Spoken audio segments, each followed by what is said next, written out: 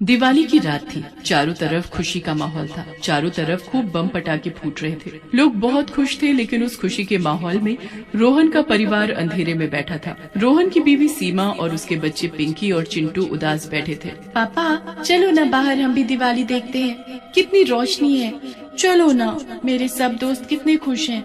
बेटी बस कुछ देर और रुक जा, इसके बाद तो हम इस दुनिया से आजाद हो जाएंगे और भगवान के पास हमें रोज दिवाली देखने को मिलेगी।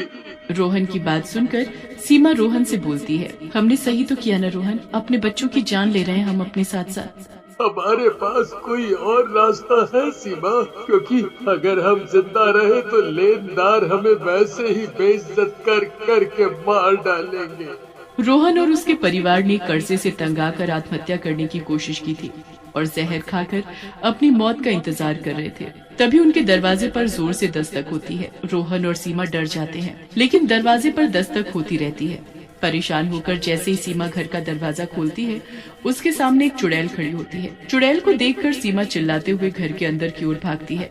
चुड़ैल, रोहन चुड़ैल आ गई। चुड़ैल भी सीमा के पीछे पीछे घर के अंदर आ जाती है। सीमा और बच्चे रोहन के पीछे छुप जाते हैं। चुड़ैल, तुम हमारे घर क्यों आई हो? चली जाओ यहाँ से, हमें शांति से रहने दो। रोहन की बात सुनकर चुड़ैल बोलती है, मैं जहाँ जाती हूँ शांति वहाँ अपने आप हो जाती है। मैं तुम सबको मारकर इस घर में रहूंगी। चुड़ैल की बात सुनकर रोहन और सीमा एक दूसरे की तरफ देखते हैं और रोहन हंसते हुए बोलता है, ठीक है चुड़ैल जी, रह लेना यहाँ पर। वैसे भी कुछ ही देर में हम सब मरने वाले हैं। हमने जहर खा लिया है, आज से ये सब तुम्हारा।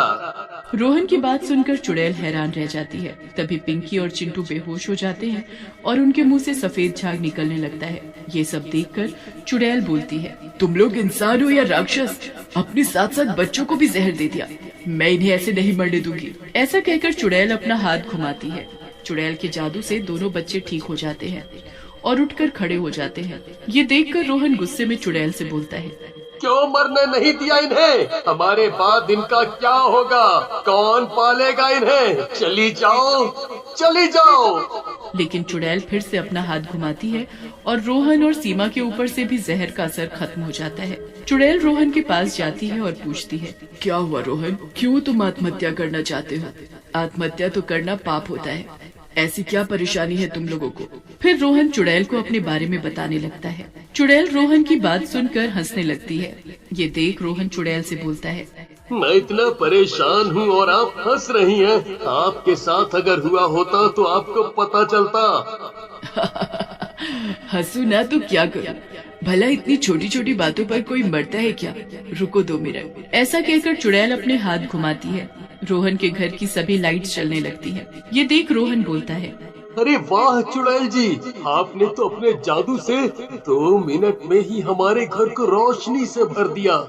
तभी पिंकी और चिंटू भागकर चुड़ैल के पास चले जाते हैं और चुड़ैल से बोलते हैं, चुड़ैल जी आप तो कितनी अच्छी हैं, हमें मिठाइयाँ दो ना, हमने कई दिनों से कुछ भी नहीं खाया। हमारे सारे दोस्त हमारा मजाक उड़ाते हैं और गरीब गरीब बोलते हैं। पिंकी की बात सुनकर चुड़ैल अपना हाथ घुमाती है। घर में खूब सारी मिठाइयाँ आ जाती हैं। मिठाइयाँ देखकर पिंकी और चिंटू खूब खुश हो जाते हैं। चिंटू पिंकी से बोलता है, बहन ये देख, चुड़ैल जी ने हमें भी मिठाइयाँ दे दी, अब हमें कोई नहीं छेड़ेगा। तुम बोलना, हमने भी दिवाली में पेट भरकर मिठाइयाँ खाई हैं। हाँ हाँ मैं जरूर बोलूंगी। इतनी मिठाई तो किसी के भी घर पर नहीं होगी जितनी हमारे पास है। उन दोनों की बातें सुनकर चुड़ैल हंसने लगती है और बोलती है, कितनी प्यारी बातें करते हो तुम दोनों। पटाखे फोड़ोगे? बोलो। पटाखे का नाम सुनकर चिंटू और पिंकी खुश हो जाते हैं और हाँ में अपना सिर हिला देते हैं। चुड़ैल जादू से उन्हें पटाखे दे देती है, फिर बोलती है, लो बच्चों ये लो पटाखे और बाहर जाकर जी भर कर जलाओ और खत्म हो जाए तो और ले। फिर पिंकी और चिंटू पटाखे लेकर घर से बाहर चले जाते हैं। चुड़ैल रोहन और सीमा के पास जाती है और बोलती है, देखा कितने प्यारे बच्चे हैं, तुम लोग फिजूल में अपनी जान देने पर तुले हुए थे।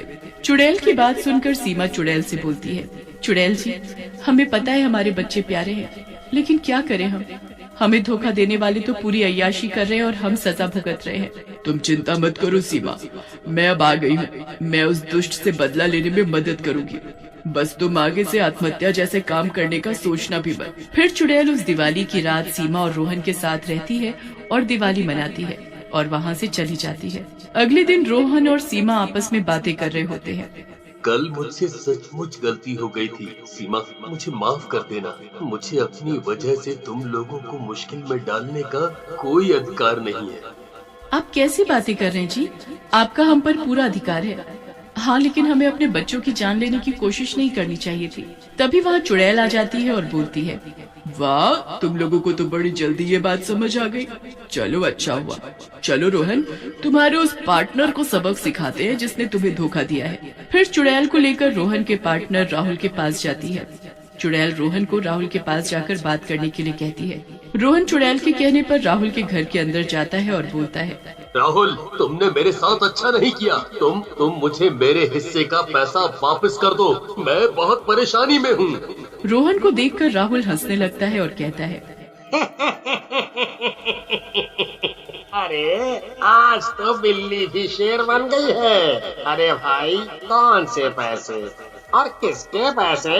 मेरे पास कोई पैसे वैसे नहीं है। तुमने अपने हिस्से का पैसा डुबा दिया। हाँ। देखो राहुल, तुम सब कुछ जानते हो। देखो, मुझे तुमसे कुछ और नहीं चाहिए। मेरी ईमानदारी के पैसे दे दो। जिस चुड़ैल के बल पर तू इतना उछल रहा है, वो भी मेरा कुछ नहीं बिगाड़ सकती। चल फूट यहाँ से। ऐसा कहकर राहुल रोहन को धक्का देकर अपने घर से निकाल देता है। रोहन गुस्से में चुड़ैल के पास जाता है और बोलता है, मेरी बेइज्जती में कहीं कोई कमी रह गई थी जो तुमने और करा दी। देखा तुमने उस दुष्ट को। रोहन की बात सुनकर चुड़ैल बोलती है, मैं जानती हूँ उस दुष्ट को, क्योंकि उसने ही मेरी जान ली है और मेरे पिताजी के पैसों पर ऐश कर रहा है। मैं उसकी पत्नी हूँ। फिर चुड़ैल रोहन को अपने और राहुल के बारे में बताती है, जिसे सुनकर रोहन बोलता है, ये तो बहुत ही गंदा आदमी है। आपने इसकी जान क्यों नहीं ली? रोहन, तुम्हें क्या लगता है मैंने कोशिश नहीं की? मैं चाहकर भी उसकी जान नहीं ले सकती जब तक उसके गले में वो लॉकेट है। अगले दिन रोहन फिर से राहुल के घर जाता है। रोहन को देखकर राहुल आग बबूला हो जाता है। तू फिर आ गया? चला जा यहाँ से, नहीं तो यहीं मार डालूंगा तुझे। राहुल को गुस्से में देखकर रोहन बोलता है, गुस्सा मत करो राहुल, मैं यहाँ से जा रहा हूँ किसी दूसरे शहर में। बस आखिरी बार तुमसे गले मिलना चाहता हूँ। आखिर तुम भी मेरे पार्टनर रहे हो। बहुत जल्दी अकल आ गई तुम्हें। आओ। फिर राहुल और रोहन गले मिलते हैं। रोहन चुपके से राहुल के गले का लॉकेट उतार लेता है। तभी वहाँ चुड़ैल आ जाती है। चुड़ैल को देखकर राहुल बोलता है, तो ये तेरी योजना थी चुड़ैल, हाँ? इस जोकर के जरिए मुझसे बदला लेने की। लेकिन जब तक ये लॉकेट मेरे गले में है, कोई मुझे छू नहीं सकता, समझे? ऐसा कहकर राहुल अपने गले में हाथ फेरता है और लॉकेट को ना पाकर बोलता है, मेरा लॉकेट कहाँ गया? रोहन राहुल को लॉकेट दिखाते हुए बोलता है, ये रहा तेरा लॉकेट राहुल। अब तुझे कोई नहीं बचा सकता। तेरे पाप का घड़ा भर चुका है। चुड़ैल जी, आप इससे अपना बदला ले लो। चुड़ैल राहुल की तरफ बढ़ती है। मुझे माफ कर दो प्रिया, मुझसे गलती हो गई। मुझे माफ कर दो। मुझसे भी आज एक गलती हो रही है मेरे प्राणनाथ, मैं आपकी जान ले रही हूँ। ऐसा कहकर चुड़ैल राहुल को मार डालती है और राहुल को सारे पैसे और अपनी सारी प्रॉपर्टी देकर वहाँ से चली जाती है।